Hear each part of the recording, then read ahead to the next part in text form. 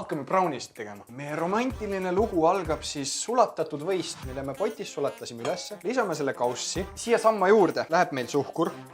Ja nüüd vispeldame kõik selle siin kokku. Ja nagu ma mõtlen ikka nagu korralikult, et ta võiks minna lõpuks selliseks kreemiks. Et praegu ta on veel natuke tükiline, aga varsti ta on mõnus kreem. Siis alles lisame uued asjad juurde.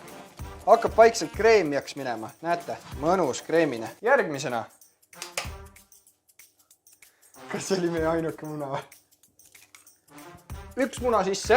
Nüüd, mis on oluline, on see, et me vispeldaksime selle korralikult sisse, sellepärast, et kui me 2 tükki korraga paneme, siis võib muna eralduda, siis tuleb meil mingisugune kõrt sellest. Teine muna. Vispeldame selle muna ka korralikult sisse.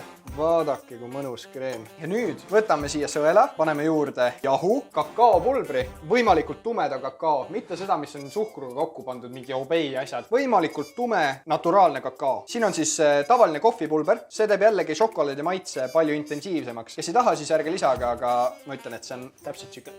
Ja nüüd sõelume kogu selle pulbrimajanduse siia sisse. Ja enne kui me kogu selle kupatuse kokku segame, siis läheb siia juurde veel vaniljaekstrakti. Ja näputäis soola. Sool ei ole selle jaoks, et toitu soolaseks muuta, vaid ta on maitse tugevdaja. Seega, miks pannakse magustoitudele soola, et maitset tuleksid esile. Nii, ja nüüd segame kogu selle kupatuse siin mõnusalt sisse. Kuna mul on täna väike ahjuvorm, siis ma teen suht väikse koguse, aga teie tehke suurem. Ma jätan alla descriptionisse täpse retsepti. Nii, mõnusalt on see kokku segatud ja kreemine. Järgmisena lõikame mõnusalt tumedat šokolaadi sellisteks väikesteks tippideks.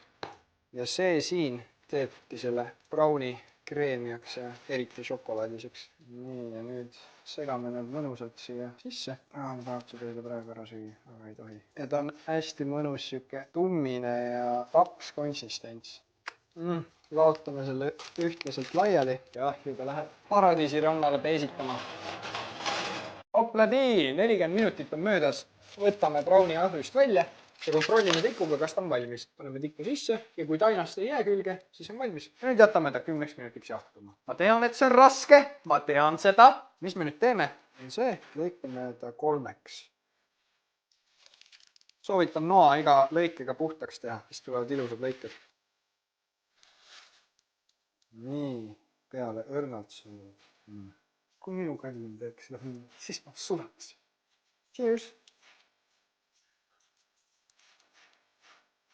Ühesõnaga, tehke oma kallimatel tuju heaks, hoidke neid ja olge toredad. Tšau!